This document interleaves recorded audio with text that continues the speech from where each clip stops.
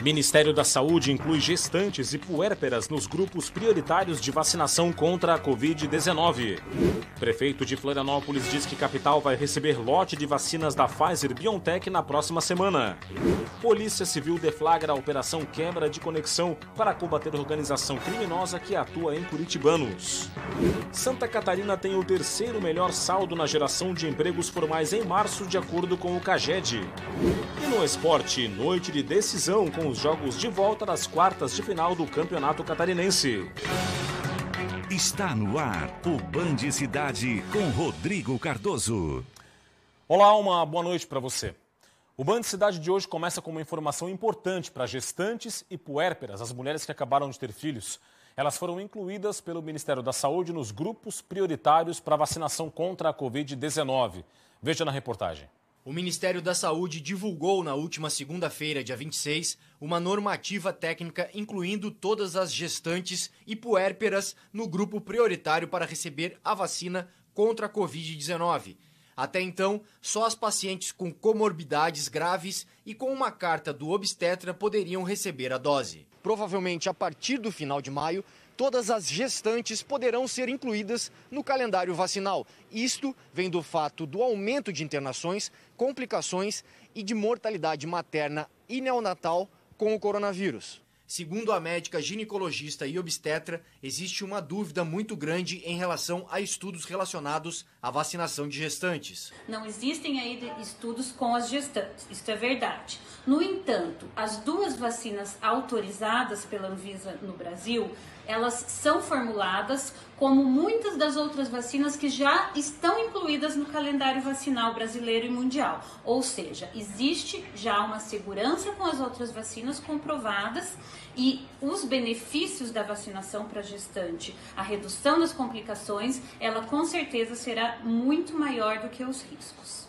Para a Mônica, que está grávida, a pandemia traz uma dupla preocupação com a saúde dela e com a do bebê. Tem sido muito complicado, abala muito o nosso psicológico. E ter uma possibilidade de uma vacinação chegando aí para o nosso grupo é maravilhoso, porque é um bote salva-vidas no meio do oceano que você recebe para você dar os seus respiros. De acordo com a nova medida, a vacinação das gestantes deve ocorrer em conjunto com a vacinação de pessoas com comorbidades, como diabetes, hipertensão e outros fatores de risco, e pessoas com deficiência. O Ministério orienta as gestantes com comorbidades a comprovar a situação por meio de exames, relatórios ou receitas médicas. Florianópolis deve receber em maio 17 mil doses da vacina fabricada pelo laboratório norte-americano Pfizer em parceria com o alemão BioNTech contra a Covid-19. O anúncio foi feito pelo prefeito Jean Loureiro. Em um vídeo divulgado nas redes sociais, Jean Loureiro anunciou que o lote com os imunizantes deve chegar a Florianópolis no início da próxima semana. As doses fazem parte do primeiro lote que o Ministério da Saúde deve receber das fabricantes após a assinatura do contrato para a entrega de 100 milhões de doses até o fim do ano. O Ministério da Saúde conseguiu adiantar a entrega de 2 milhões de doses para os meses de abril, maio e junho.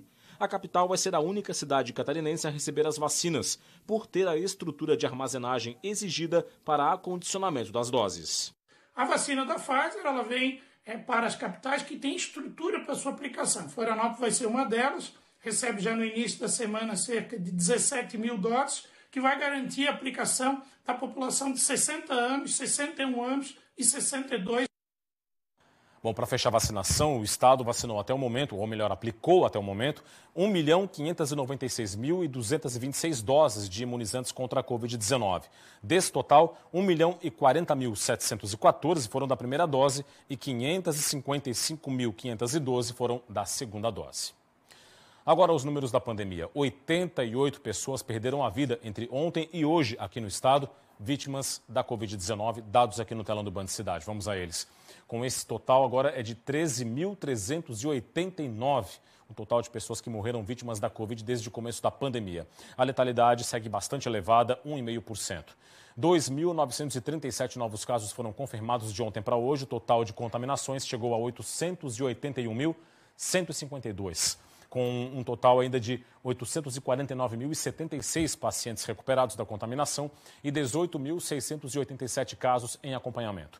94,1% é a ocupação de leitos de UTI aqui em Santa Catarina, 64 leitos adulto Covid vagos atualmente. Meio Oeste, Serra e o sul do estado são as regiões sem leitos disponíveis para pacientes com a Covid-19 neste momento. E a fila de espera cresceu de ontem para hoje. Agora são 45 pessoas na fila de espera por um leito de UTI aqui em Santa Catarina. Olha, uma infestação de lagartas fez com que a Prefeitura de Florianópolis tivesse que isolar uma área em um dos pontos mais frequentados da capital, a Beira-Mar Norte. A repórter Ana Cristina Machado foi até o local e também conversou com especialistas para entender que espécie é essa, quais os riscos que ela oferece para a população e também as regiões em que ela pode ser encontrada. Esse inseto que você está vendo aí é uma lagarta da espécie Megalopyge lanata, conhecida como lagarta de fogo.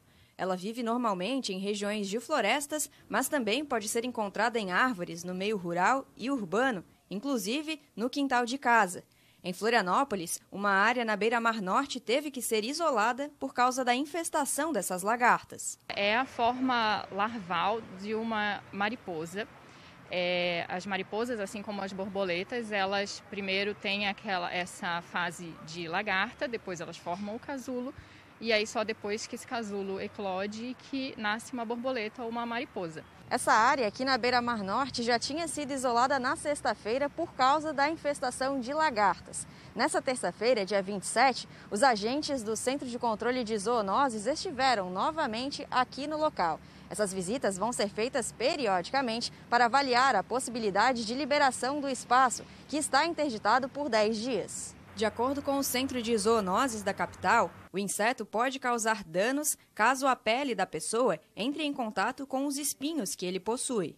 Pode promover uma reação que vai depender de pessoa para pessoa, vai variar de pessoa para pessoa, de acordo com a sensibilidade de cada um, mas ela não vai passar de dor local, vermelhidão e inchaço. A aparição dessa espécie ocorre exclusivamente na América Latina, sendo mais comum em Santa Catarina e em outros 9 estados. De acordo com o Centro de Informação e Assistência Toxicológica de Santa Catarina, o CIATOX, esse inseto pode ser encontrado principalmente no oeste do estado.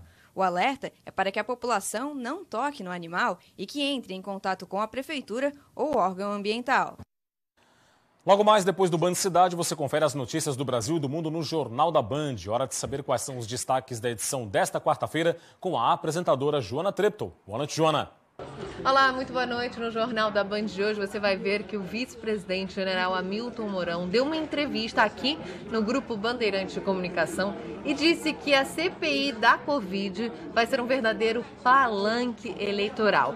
Enquanto isso, o presidente da comissão disse que não vai permitir show de senador nem bronca de depoente. A gente também vai mostrar para vocês que o ministro do STF, Marco Aurélio Mello, mandou o governo arrumar dinheiro para fazer o censo do IBGE. Tudo isso e muito mais a partir das 7h20 no Jornal da Band.